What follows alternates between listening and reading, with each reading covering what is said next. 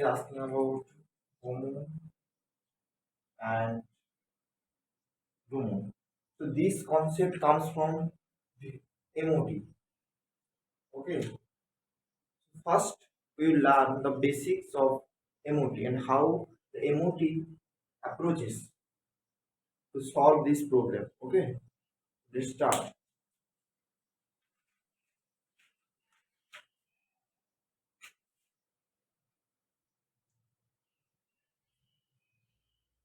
Okay.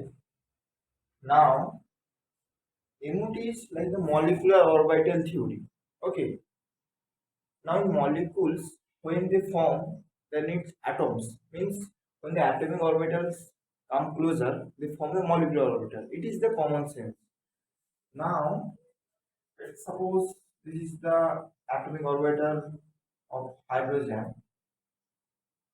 A. So one is orbital of hydrogen. Another one is orbital of hydrogen B. Now, when these atomic orbitals come close, they will form the hydrogen molecule. That's fine. Now, according to quantum mechanics, every atomic orbital is designated by a specific wave function. Okay, now this is designated by this, and this is designated by this. Now, when these two wave functions meet, they will form the molecular wave function. So, the what will be the expression of molecular wave function? According to quantum mechanics, that will be the linear combination of them two. So, what do you mean by linear combination? So, this is nothing but same and different symmetry overlap. Okay. Understood? These are the coefficients. Okay. Now, this means same symmetry overlap means the electron density will increase, and this is the different symmetry overlap. Then there will decrease. Okay. Now, we will understand this thing by some pictorial diagram. Okay.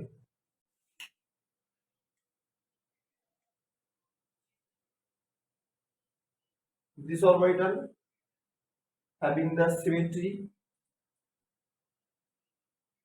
and this orbital having the same symmetry. Okay, we just taking the same symmetry. Now, when they have the same symmetry, so they have possibility, two possibility, like they can bound with the same symmetry and with the different symmetry. These are the symmetry things. Okay, and when they have same symmetry means okay. You can see these are the nucleus and the electron density distributed between them between the nucleuses. And another possibility will be when they meet with the different symmetry, you can understand. So this there will be nodal plane and two nucleuses they are separated and the charge clouds they as they have different symmetry, so they move away. Okay.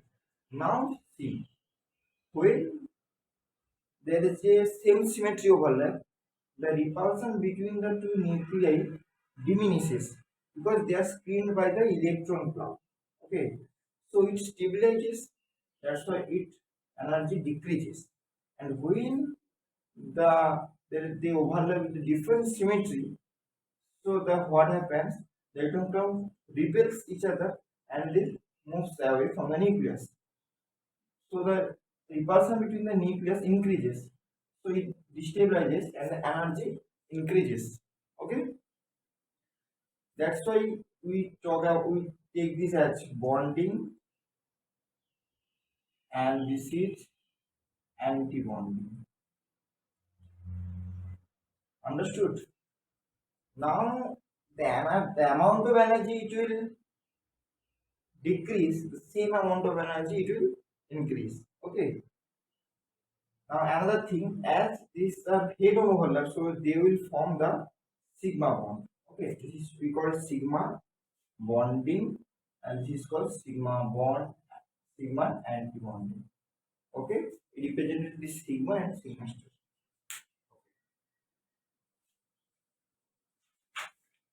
One is of hydrogen and another one is of hydrogen. Okay. Now these are the atomic orbitals. Okay.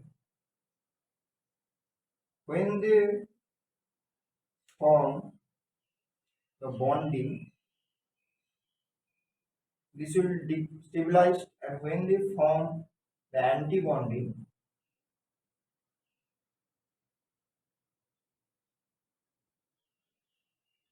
it destabilizes to the amount, the energy gap between this and this will be the same, and this is the very center. Okay, this is a very center point. As they are homoatomic, means the same orbital we are taking. One is of hydrogen, one is of hydrogen. So the bonding energy gap and the anti-bonding energy gap will be same. But if we took different orbitals, then something different will appear. Now it is the simplest case for one is. Now we will talk about the p orbital. Right? For s orbital, only two things can possible: sigma bonding, sigma 1s, and sigma star of 1s. Okay. Now 2p orbital. So in 2p orbital, they are like this. So there are three different p orbitals along the three axes. So when we talk about the p orbitals, you see, suppose it is a pz along z axis. Okay, so this is plus minus.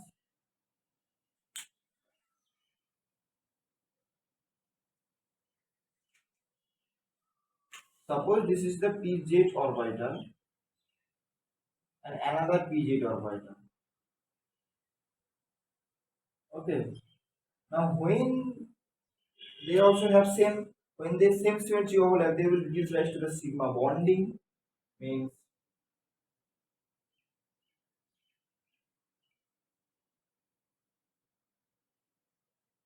understood now? Sigma bonding, like you can see increases, and when they form anti-bonding means on this side, so this will be like this.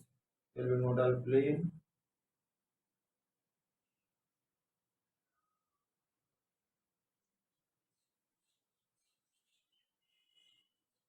Understood? So the energy will decrease and this will increase. So this will become sigma bonding. This is sigma star. Now there is another possibility, like rather the head-on overlap, they can interact sideways. Okay, let's see. Now, when this type of orbital they interact, when they interact with same symmetry, okay. So this is we call as pi bonding. Okay, pi bonding, and when they interact with different symmetry, the electron cloud distribution, and there will be nodal plane. This is pi anti-bonding. Now see, if we just are taking the GR or UNGR, if the molecular orbital having the asymmetry, then it will be GR. If it have devoid of asymmetry, then it is for UNGR. As you can see, this is avoid of the center of symmetry, so it is become unzeroed and it becomes, you can see the center of symmetry present, so it becomes zero, and here it becomes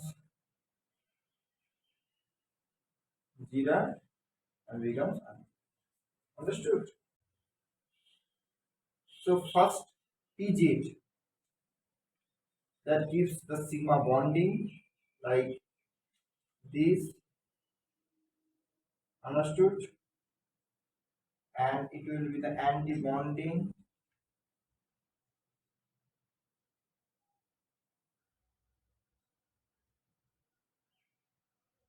Understood? This is sigma G. This is sigma star G. U. Now the pi, and this is pi antimony. They have a similar energy, similar type of interaction because px and py they interact similarly, and the electron beam distribution will be like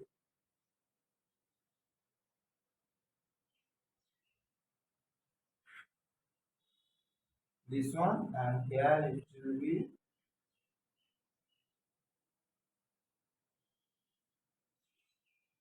so this is the pi angira, this is pi star. Understood? Okay. Now if we take the molecular oxygen. Now for oxygen, you know the oxygen atom. If we take the oxygen atom from two oxygen atom, the oxygen molecule form, the electron configuration is 1s2, 2s2, 2p4. Okay. Now we will draw the molecular orbital. So first the one is the,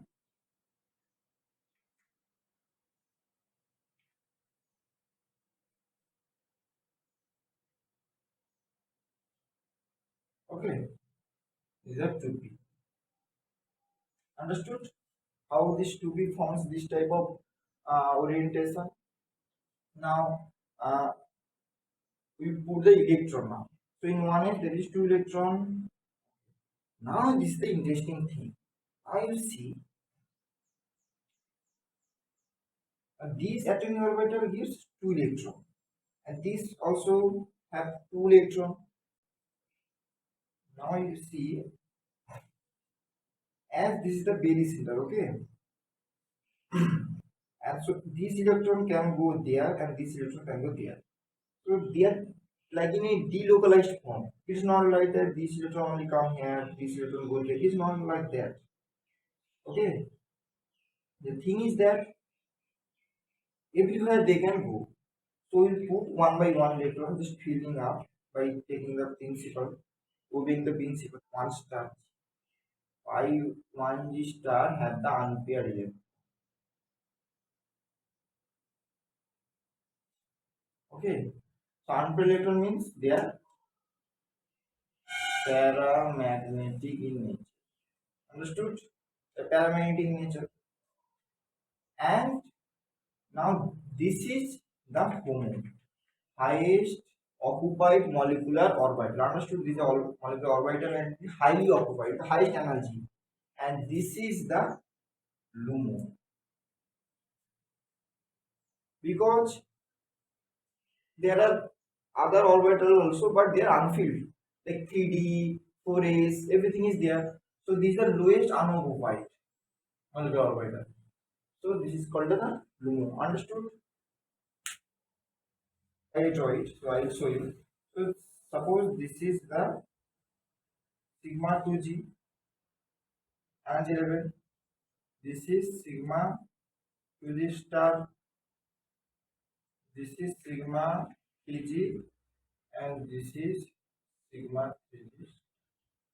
Now the thing is that when we are talking about some electronegative substance like oxygen, fluorine, when we are talking about the electronegative substance, oxygen, fluorine, you can see the inner orbital like s orbitals, they are dipped inside because of the screening effect. Effective nuclear charge on them is more, they are facing, so they deep inside. So these are this sigma 2G and 2G star will be lower in energy. So then something will not happen here. What we can see the same symmetry orbitals is this, between these there will be a repulsion. Between these they are facing the repulsion because they have the same symmetry. This is also U, this is also, sorry, this will be U. So this G and G, they will repel, and this U and U symmetry, they will repel. Okay, so when they will repel, it goes up and it goes down. When they repel, it goes up and it goes down. So what will happen? So this orbital for like um, low electron substance like beryllium, boron, carbon, beryllium, boron, carbon, nitrogen, these things happen. Okay, now what happen when the repulsion between these more, so it goes out here. Okay, and it also increases, it comes down, it comes down. Okay, this thing happens. So how they look, it will be like that. And 2p means 6 electron, 1 2 3 4 5 6. You can see same type of thing, oxygen have the unpaired electron, but here there is no unpaired electron. So this is the inert in nature. Okay, and also the all electrons are present in the bonding orbital. When you have the high energy electrons, so they will easily react and they will be chemically active. But the nitrogen is chemically inactive in nature. Okay, because why I am discussing these things? Because I want to, what I told you people, like when you just see a question, you have to have the knowledge, the deep knowledge about the question. In this question, they are asking about the homodiatomic molecule, halogen. Okay, for hash 2, 2s, 2, 2p, 5. So 1s2 means everything will fill, 2s2 fulfilled. Now 2p, 5. 5 means 10 electrons. 1, 2, 3, 4, 5, 6, 7, 8, 9, 10. Okay, you understood? Just I'm giving the nomenclature of these. Sigma, Cg, take the 1 G star, and sigma U, U star. Okay. Now you see what we take this as homo and what we take this, it is the lumo. So the what will be the answer? Now when there will be homo to lumo transition, you can see there is a certain energy gap and this is high energetic electrons, so they are reactive. When one electron come from here to here, so they when they absorb the radiation, the electron will jump here.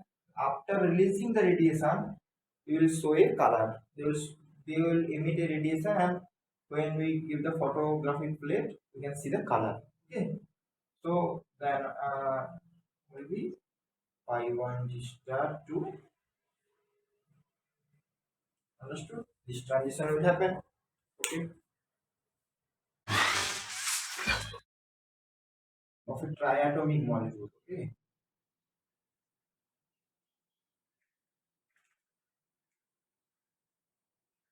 to know that emotive triatomic molecule, we have to know how this works. So in a triatomic molecule, we don't know whether it is linear or not. We are taking, so this is the terminal atoms and this is the central atoms. Okay, we consider these two. Suppose A, B, and C. So A, B are terminal and C is the central atom. Now what we will do? We take these two terminal atomic orbital to form the ligand group orbital. What? Ligand group orbital, and we will interact the symmetric ligand group orbital with the symmetric orbital of central atom to form the MO. Okay, we'll go to details. Suppose here we are taking the hydrogen atom. Okay, the hydrogen atom has 1s orbital. So we consider the terminals A and B. So A of 1s, B of 1s. So if they form a group orbital, so what they can minus. So this is basically the psi of 1s A plus psi of 1s B, and this is equals to psi of 1s A minus psi of 1s B.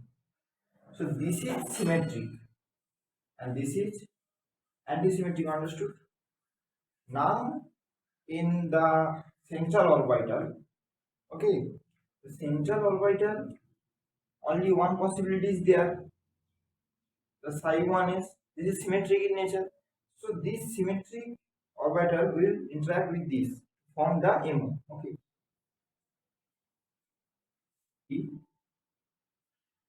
C1 psi 1 is of C central atom plus C2 of phi H plus, and another will be C1 C minus C2 of phi H. Understood? These are the coefficient. Okay.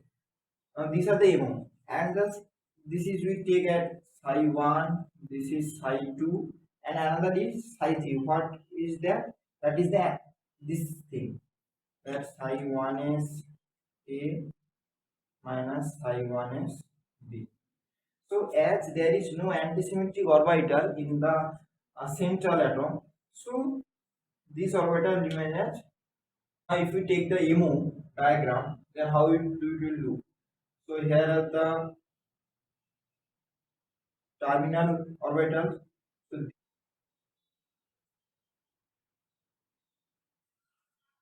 okay, so this is the overall expressions. Now you see this sigma non-bonding. This has a anti-bonding character, as even anti-symmetric in nature, so it is anti-bonding character between the two terminal orbitals. Okay. Now when we fill the electrons, suppose H3. So H3 has, this is one, there is one, there is one, three electrons. So every molecular orbital can maximum contain two electrons. So this one and this one. So this third electron that is occupying the non-bonding electron. So actually non-bonding means the anti-bonding character between the two terminal orbitals. Okay. Between the two terminal orbitals. Now, as there is antibonding character, so the two terminals, suppose if we take this non-bonding, suppose we are taking this structure, okay, so there will be a strong repulsion due to the odd electron, okay, strong repulsion. So they will stay as linear form, okay, to avoid that repulsion. You understood now? To avoid that repulsion, they will stay in the linear form.